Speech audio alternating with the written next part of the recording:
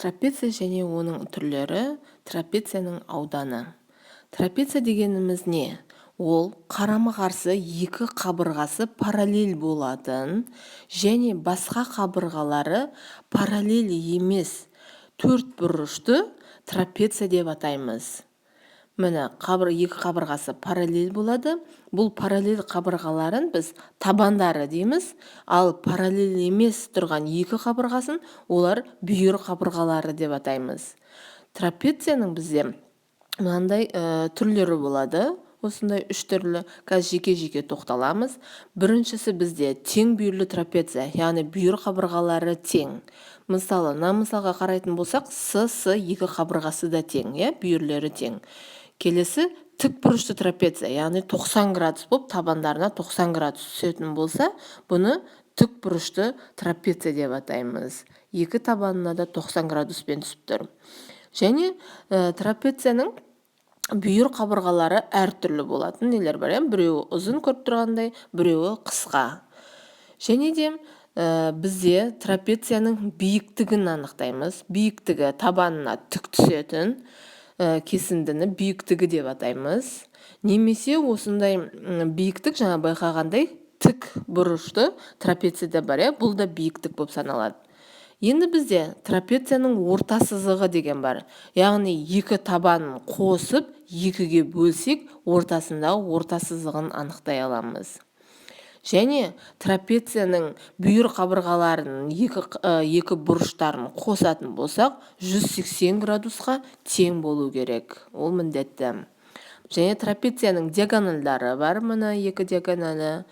Ал трапецияның ауданы дегеніміз сол орта сызығын биіктігіне көбейтуді айтамыз. Осы трапецияның ауданы болып табылады. Енді трапецияға қатысты есептерді талдап көрейік. Біздің бірінші есебімізде трапецияның табандарының қатынасы 2 бөлінген 3 қатынасына тең дейді. Ал орта сызығы 5 метр дейді. Сонда бізде трапецияның табандарын табыңдар деп сұрап тұр. Енді қатынасы дейтін болса, біз табандарын 2К және 3К деп аламыз.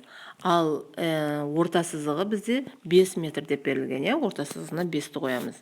Ал енді орта сызығының формуласы М тең А қосылған Б бөлінген 2, соны пайдаланып, енді есепті шығаруымыз керек. Сонда бізде М тең 2К қосылған 3К бөлінген 2 болады.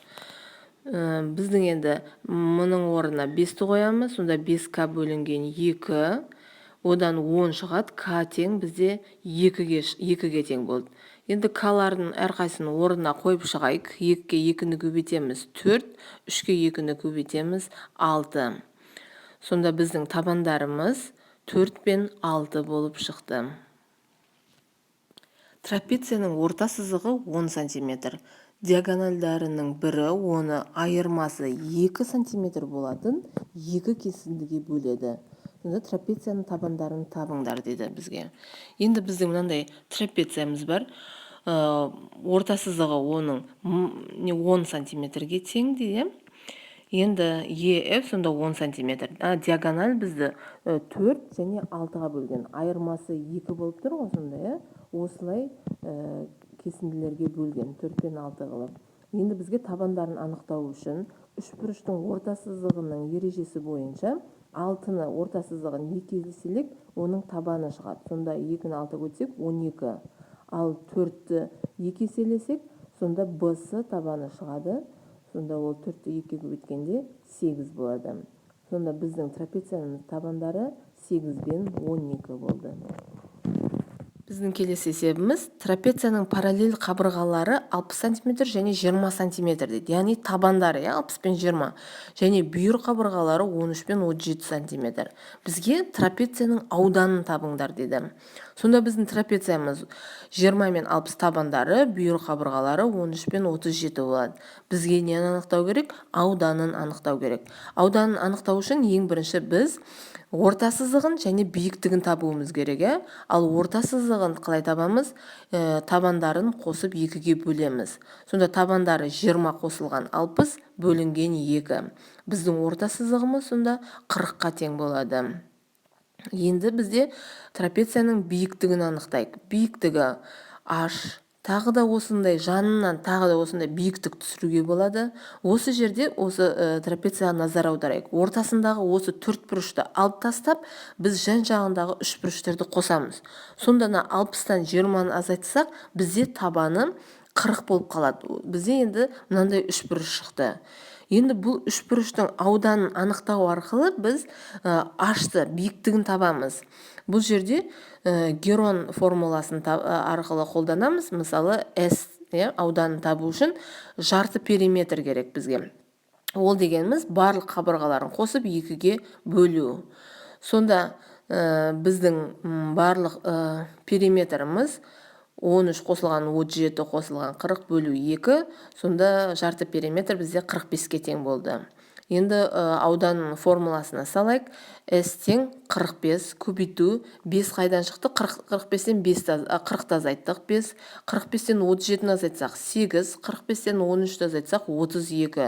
Енді бұларды жіктейік. 45 9 бен 5-тің көбейтіндісі, 32 8 бен 4-тің көбейтіндісі. Өстіп түбірден шығаратын болсақ, біздің ауданымыз 240-қа тең болды. Енді үшбұрыштың ауданын анықтайтын тағы да екінші формула, ол биіктікпен табанын көбейтіп 2-ге бөлу. Сонда біз биіктігін анықтай аламыз. Егер S-ның орнына 240-ты қоятын болсақ, бізде ашымыз 12-ке тең болды. Міне енді орта сызығы 40 болды, биіктігі 12-ге тең болды. Енді ауданын табу үшін біз биіктік пен орта сызықты көбейтеміз. Сонда 40 пен 12-ні көбейтетін болсақ, 480-ге тең болады.